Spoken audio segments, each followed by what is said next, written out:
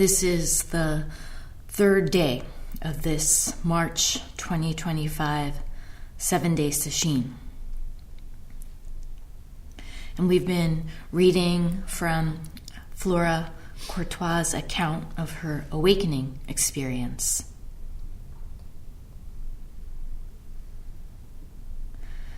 The question, what is reality, arose as a natural koan for her. It came up on its own, organically.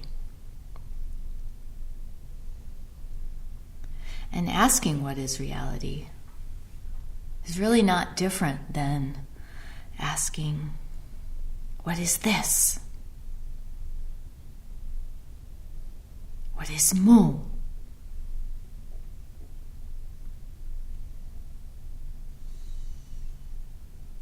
What is the sound of one hand clapping?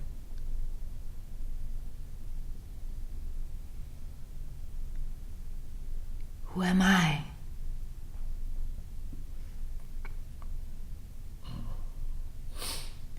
She spent a lot of time poring through books and meeting with different people, consulting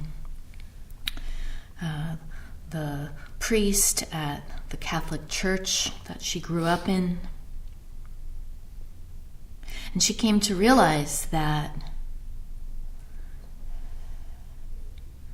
what she's looking for can't be found in those things. That's looking outward.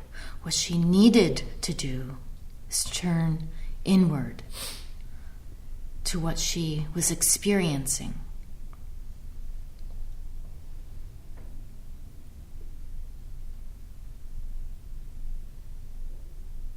She needed to pay attention to her direct experience. So picking up from where we left off, she says, again and again, I returned to considering the sense of sight. It seemed to me that how one saw the world, not what one saw, but how, was the crux of the problem. Somewhere in a psychology textbook, perhaps in a chapter on Gestalt psychology, I had read a discussion of figure and ground perception.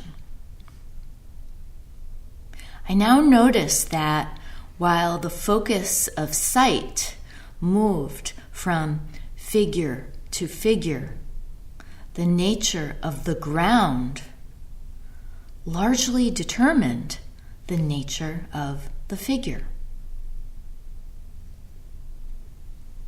But what and where was the basic ground for all perception?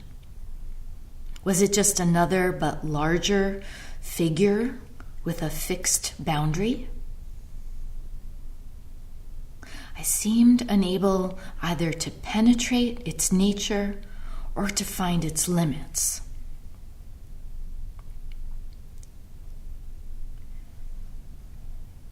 The premise of Gestalt psychology is that the sensory information that we receive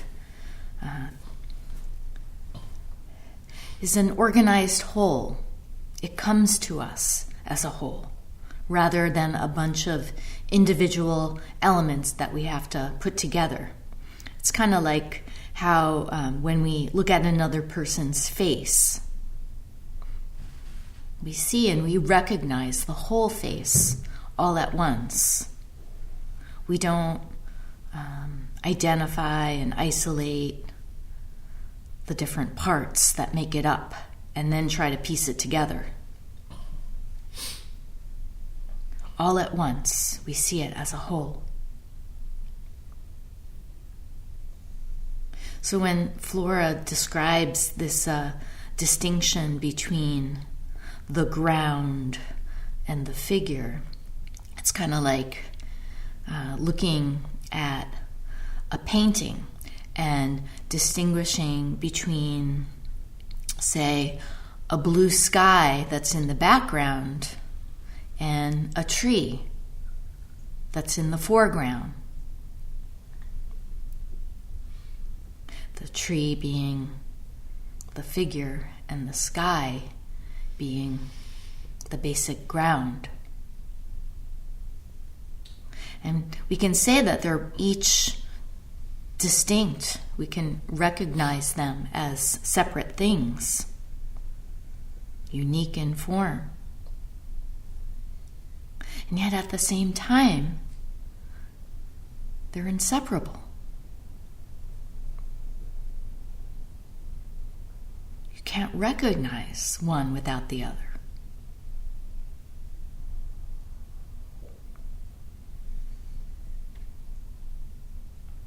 Nothing's separate.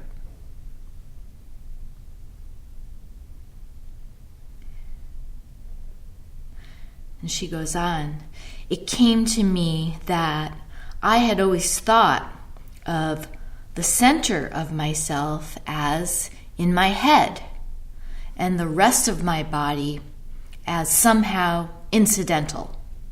My head was so full of activity, it was almost as if it were disconnected from the rest of me. Just before falling asleep, sometimes I would have the illusion of having an enormous head. I thought of the various parts of my body in sequence. It seemed to me there was something wrong with all this. If one were a whole and single human being, surely there must be some way to realize oneself all at once, to think with one's feet as well as with one's head. We do tend to think of our head or the matter inside our skull, the brain, as where the self lives. And there is some truth to that in the sense that the prefrontal cortex plays a huge role in our sense of self and our ability to think about and analyze what we're experiencing. So we end up with this idea that it's our brain that does all of the thinking. But in fact, the rest of the body is also engaged.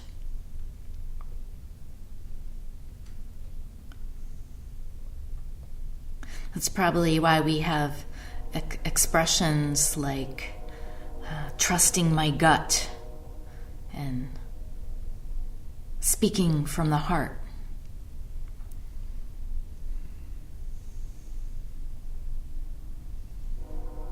And as for the gut,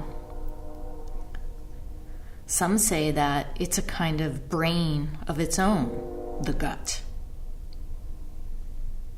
It contains all these microbes that influence how we experience the world. It's even believed that some illnesses, including depression, among others, are in part shaped by what's happening in the microbiome.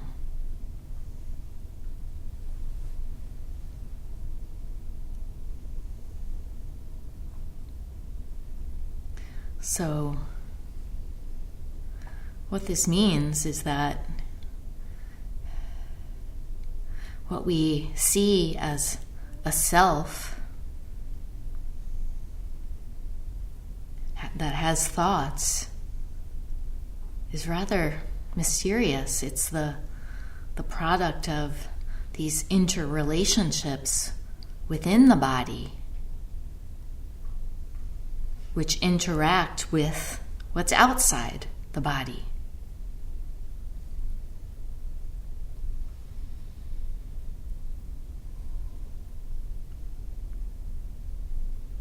Can we really say anything is separate?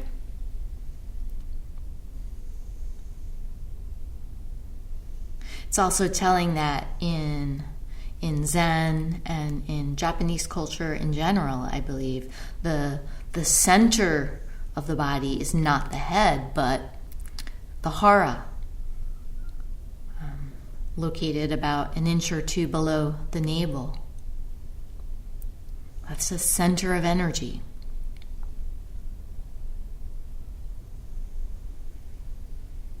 And when we engage our practice from the hara, from down below, instead of in our head, we experience practice and awareness itself as a full body experience.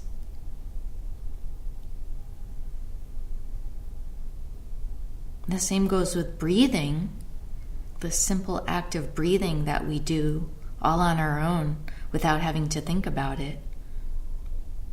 That too isn't located up in the head. It's not limited to the air that flows in and out of our nostrils and our mouth.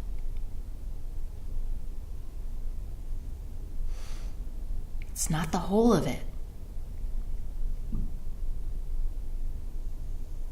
We all breathe the same air.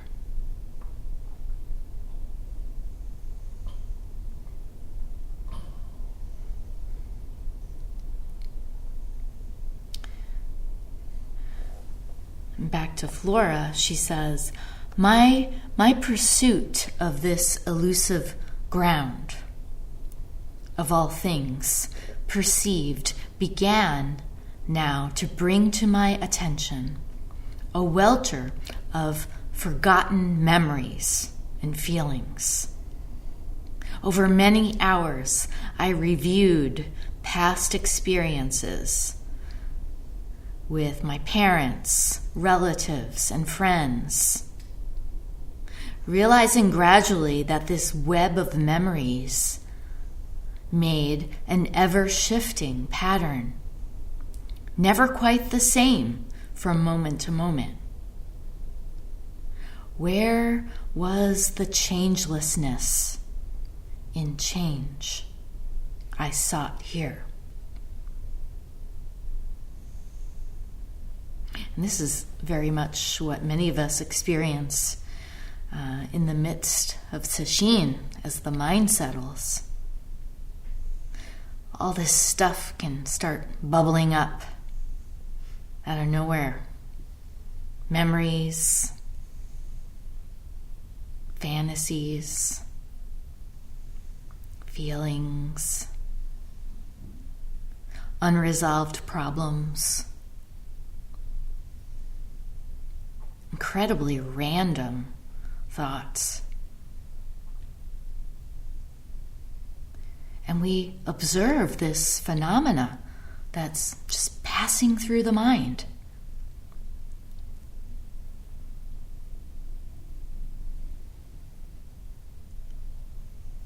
And notice that it's constantly changing.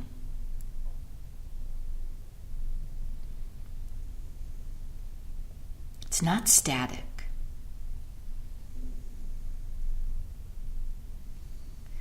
Things are things because of mind, as mind is mind because of things.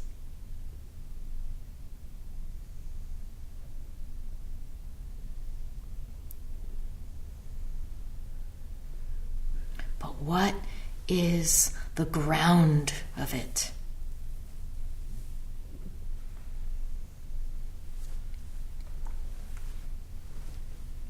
She says, now it was as if I were being pulled down into the vortex of a maelstrom within me, pulling me ever further down and away from everyday life, and involving me in all-consuming life or death struggle.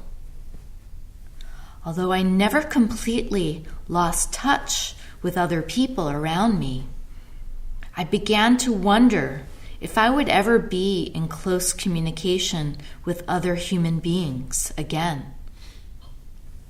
Their lives and daily preoccupations seemed so remote from mine. The simplest tasks distracted me and took an excessive amount of time. I remember standing over an ironing board and concentrating so intently on the question, what is the ground of everyday reality, that it took me all afternoon to do a small ironing. This was certainly no way to hold a job. I remembered a remark of Nietzsche's that it was dangerous for anyone to go too far alone. This frightened me, but I could not give up now. I felt compelled to go on, no matter what the outcome.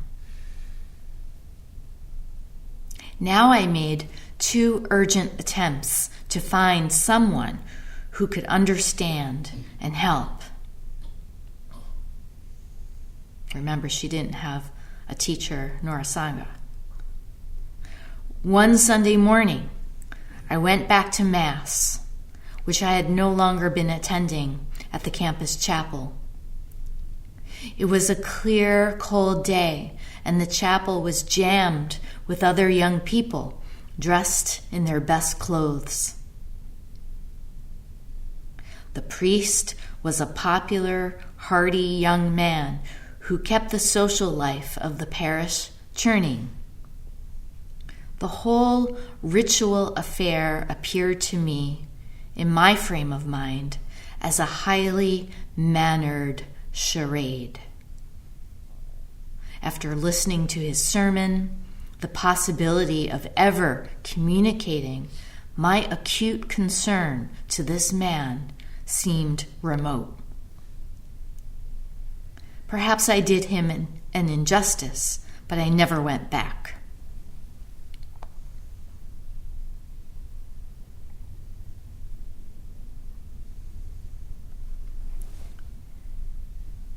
I next paid a visit to a philosophy professor, whom I'd heard was a kind and understanding man. When I told him of my intense interest in discovering the nature of reality, he suggested I take a course in epistemology the following term.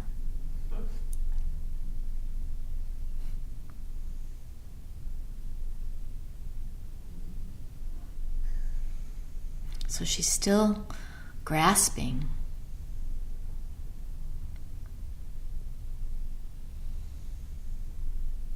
Wandering through the darkness.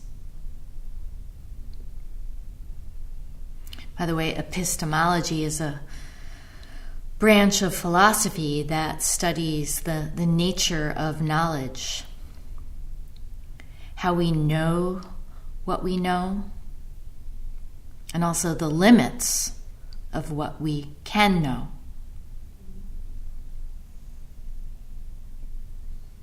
Unlike Zen, which relies on direct experience, philosophy relies on logic and reason, the thinking mind.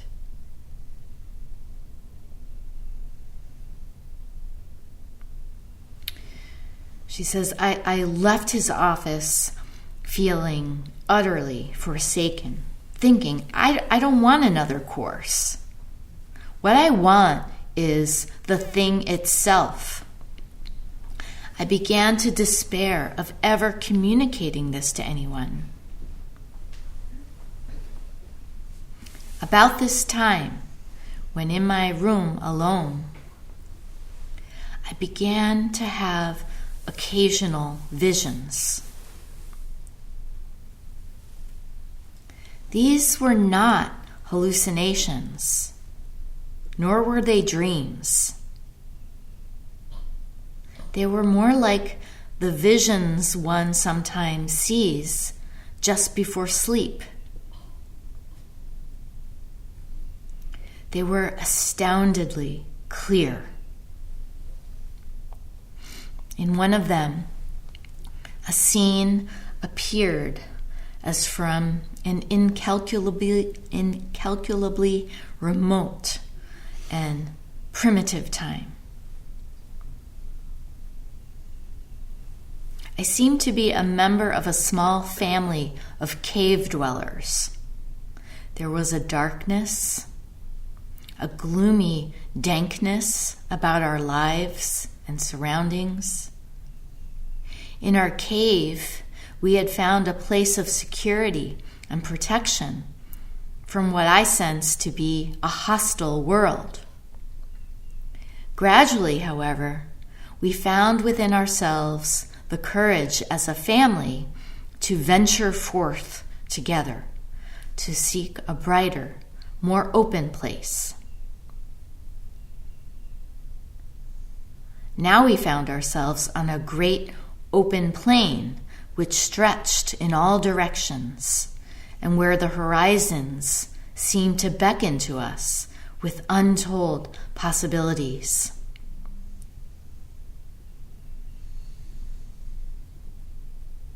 To my surprise and horror, the others in my family found this threatening and decided to retreat to life in the cave again.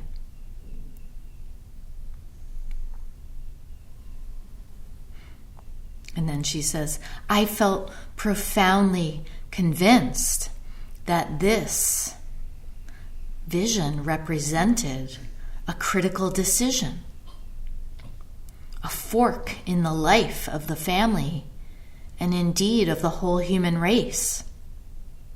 The challenge was of the next important step upward. I now knew that the choice I had to make was whether to remain within the safe fold of the group or to continue on, leaving most of humanity behind. If I went on, henceforth I would go alone.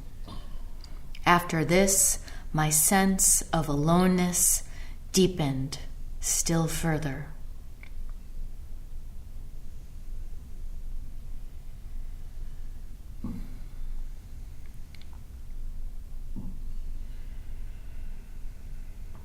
So this was one of two visions, as she refers to it, that she had.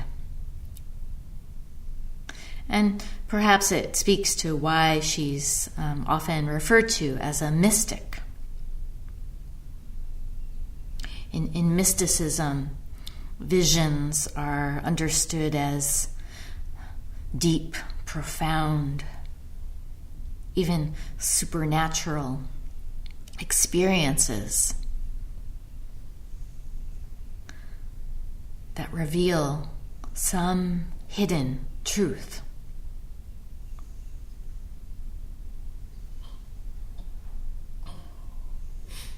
But in Zen, visions are actually seen as a form of makyo.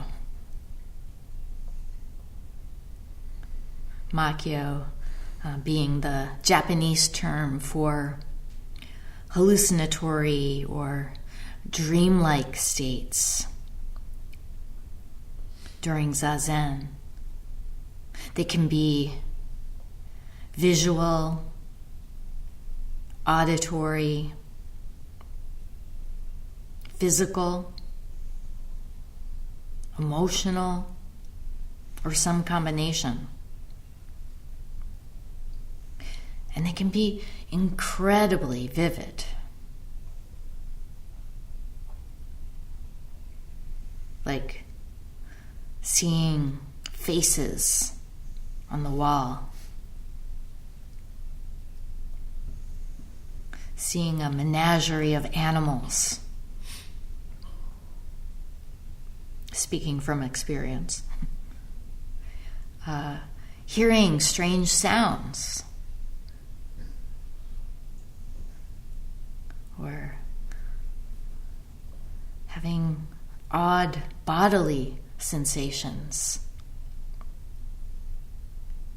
Also fantasies, very elaborate fantasies. Bouts of crying.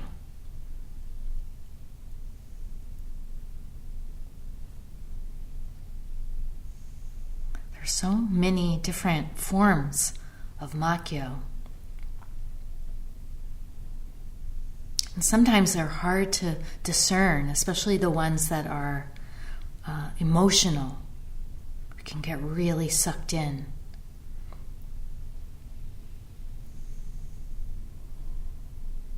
Of course, the thing to do when you're having a Makyo, if you're having one, is to recognize it as such.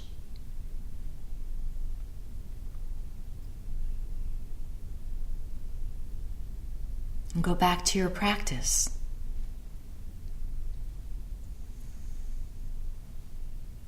And usually it takes care of itself that way, just like thoughts. It's not something to be concerned about. It can't derail you. But it's interesting that Flora said that her vision wasn't a hallucination, nor was it a dream. Of course, we don't have her here to ask her about that, so who knows? Still, we can understand what she's describing in the context of practice, especially in sesshin. You know, when she says, I now knew that the choice I had to make was whether to remain within the safe fold of the group or to continue on, leaving most of humanity behind. That's like saying, I can choose to coast along and play it safe, stick with my routine, stick with what is familiar and comfortable, or I can plunge myself completely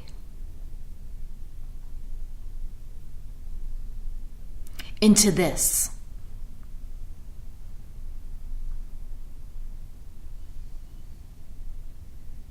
Into just this.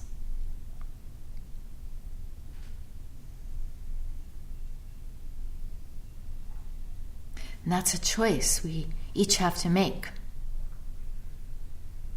It's not a one-time choice.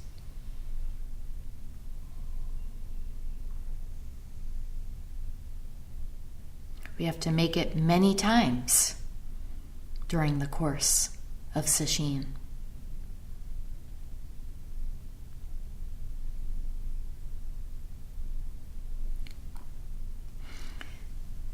And it's likely that Flora's sense, her deep sense that she was alone, this loneliness that she felt,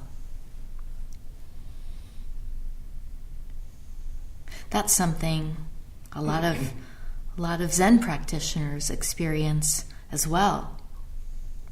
But really, it's not from being isolated or separated from what one is experiencing.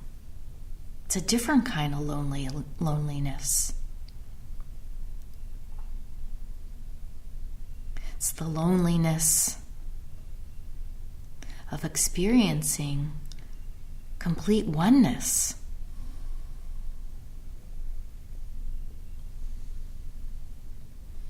of seeing that there is just this one.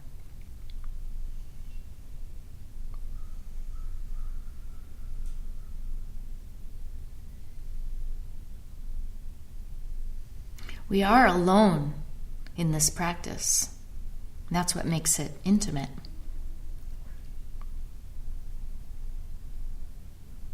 Yet at the same time, we're not alone.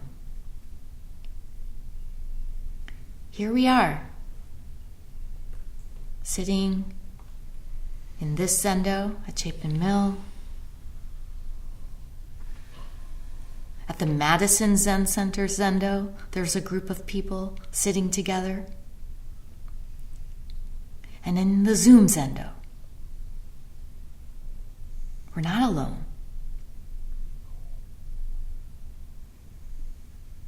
Everything's interconnected.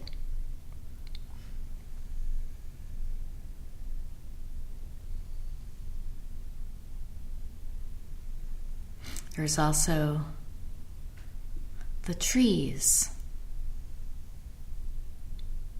flowers, cushions, the wood floor,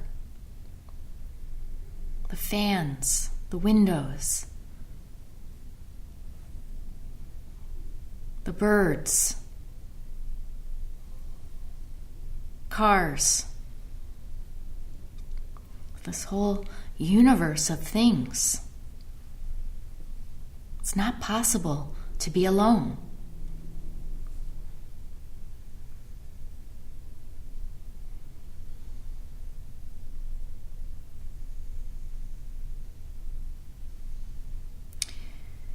She then describes a second vision.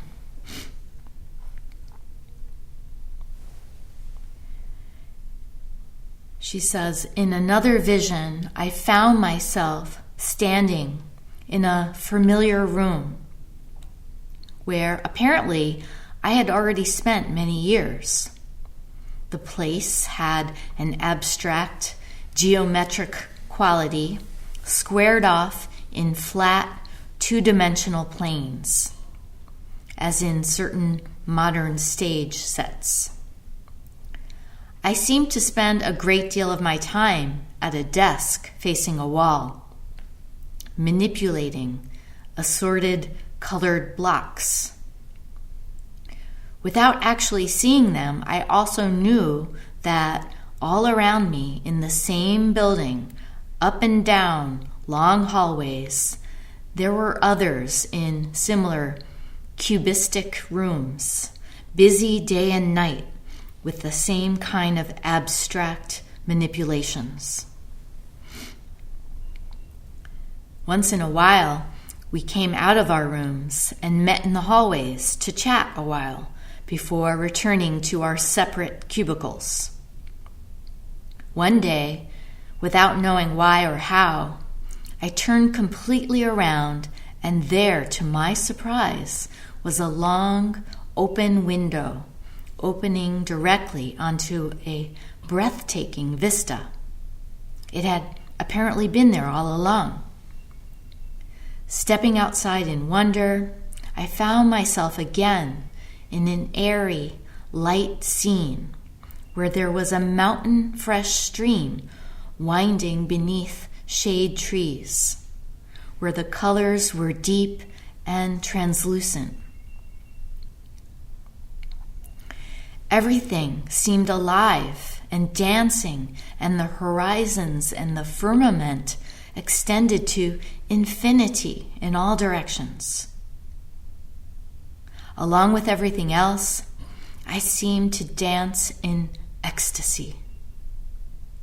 Then, standing still and looking back at the building, I thought sadly of the people in their cubicles, unaware of the wondrous universe all about, so easily accessible if only they would turn around and look. I felt I must return to communicate this message to them. To my dismay, on re-entering the building, I found I had no words for it. Nothing I did could alert the attention of these others running up and down the halls or working furiously in their walled-off rooms.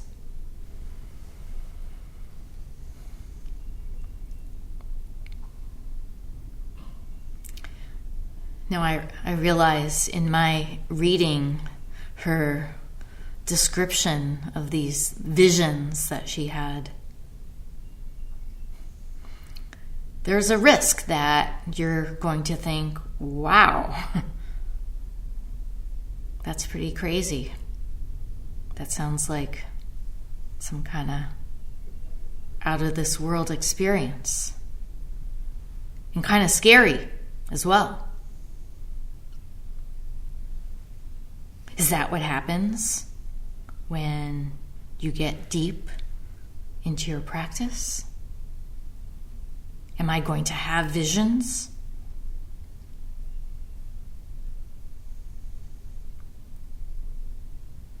If I don't have them, does it mean I'm not doing it right?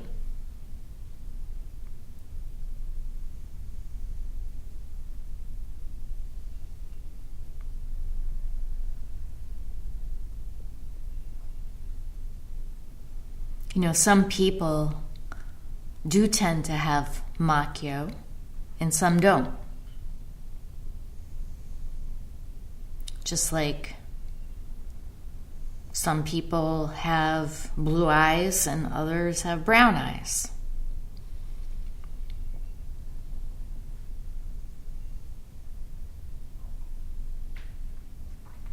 And some people seem to have them more than others. Some never have them at all.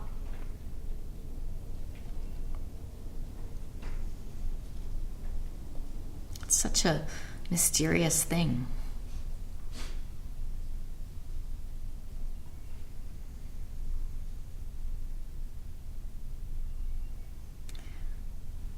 Forget about visions and hallucinations and makyo, dreams. It's a waste of time to sit there and think about them and analyze them. Or wonder why you're not having them. Don't fall for that.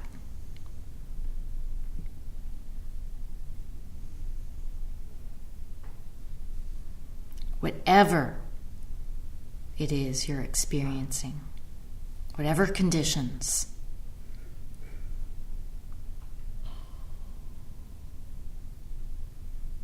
your one job is to keep returning to your practice.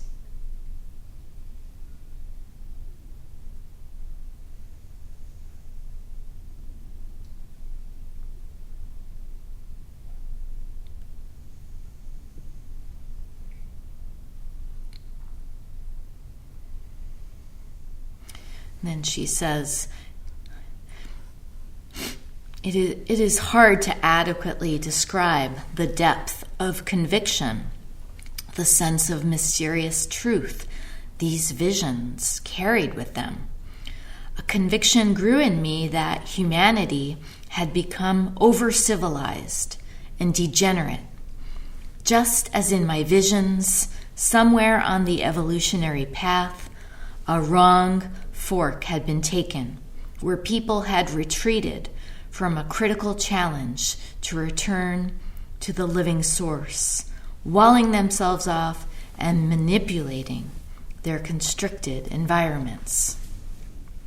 So for her, she came to see these visions as some kind of insight into the human condition.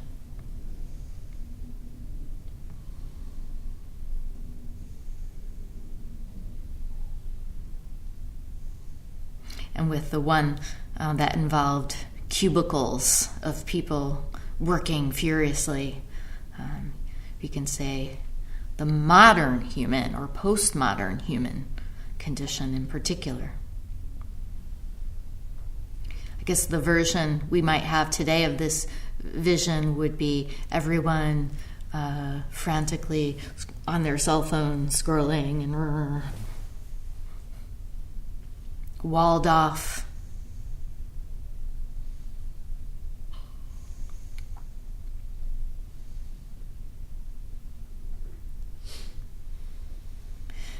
She goes on, they had become, humans, civilization, they had become artificial, intellectual creatures out of communion with the rest of nature.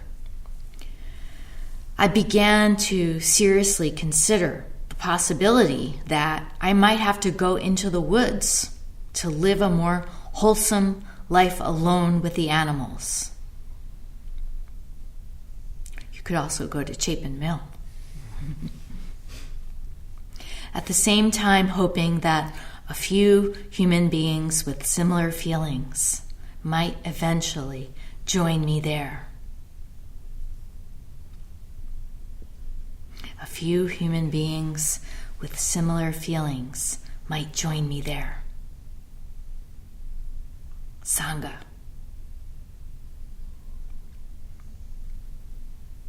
And we can take all of this to mean that her doubt and her faith had grown through having these visions.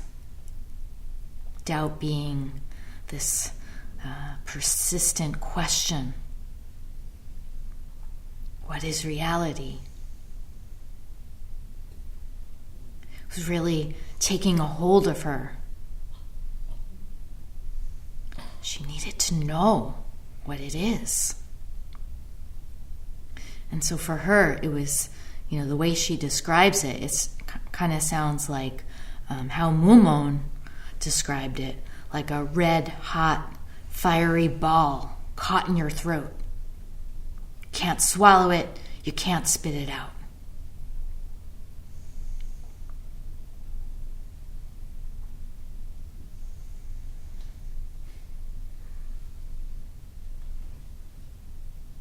That's why sometimes it feels like you're not working on Mu, but Mu's working on you. Or the breath. This.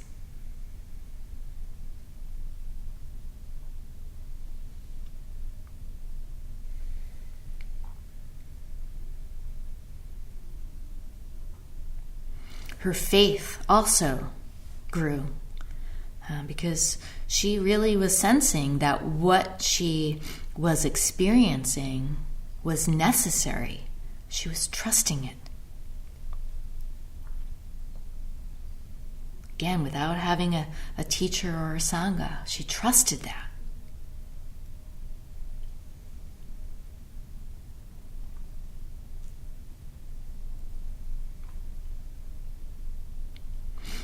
And as for the insights she had from these visions, without having anyone to help her process it, this is what she says next. I developed messianic feelings about having to write down these truths. I began to write along paper, sitting up far into the night for several nights. The general theme of the paper was that the human race was lost and could save itself only by returning to its roots in nature. When it was finished, I telephoned Dr. DeWitt Parker, my philosophy professor, and persuaded him to let me bring the paper to his house that very evening. It was a bitter winter night with waist-deep snow, so in my urgency, I called a taxi. A wild extravagance for me then. I had a swollen lip from a bad cold sore, and I must have been a strange, disheveled sight as I stood on Dr. Parker's doorstep, manuscript clutched in hand. Sitting at one end of his pleasant living room, Dr. Parker patiently read through the entire paper while I sat nearby, anxiously waiting. When he finished, he told me in a kindly manner that the paper made him think of Rousseau. Then, as he was showing me to the door, he gently suggested that it might be wise for me to have a talk with the university psychiatrist.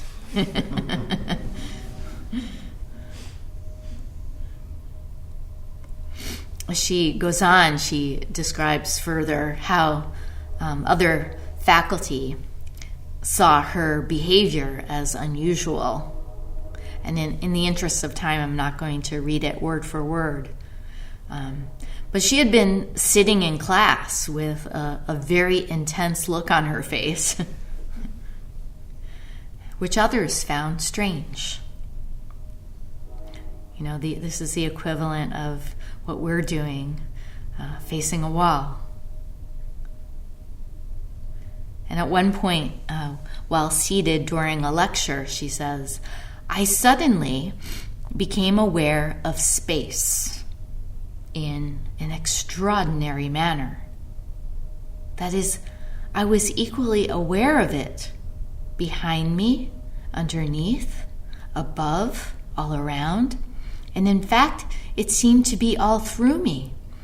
This so astounded me that I held my eyes wide open and my breath still for fear of losing this incredible experience.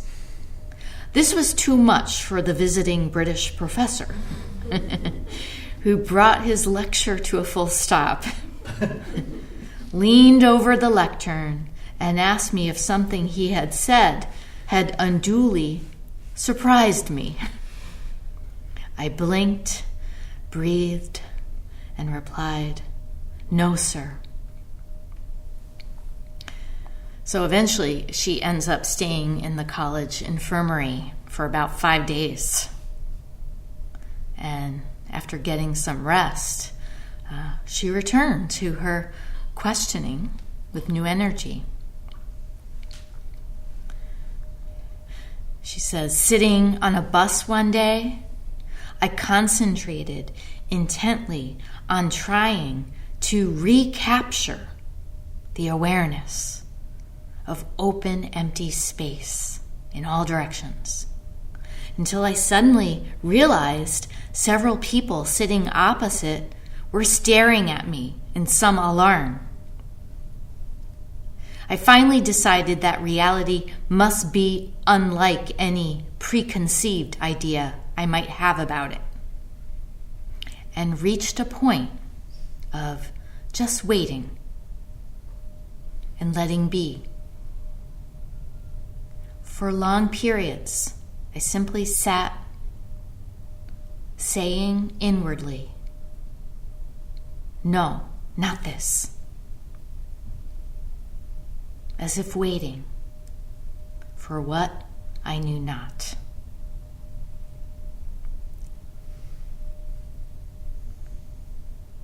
I'm sure many of us can relate to what she's saying about trying to recapture an experience. For her, it was a experience of open awareness, spaciousness that she had at some point. She tried to hold on to it at the time, of course, then lost it. How could I make that happen again?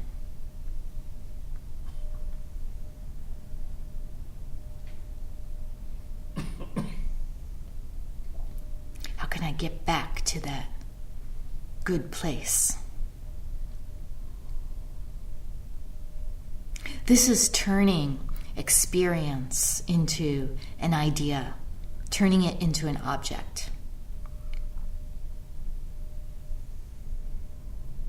as if it's static and not ever changing. Whatever Flora had experienced, it was long gone.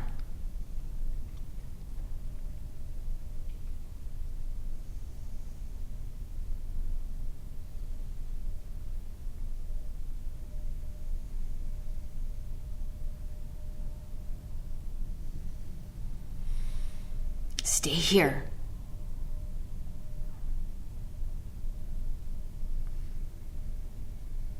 Return to this.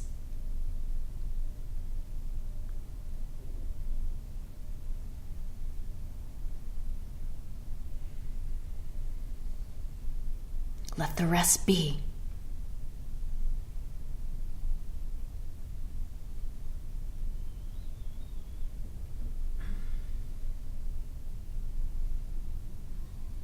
We'll stop here and recite the 4 vows.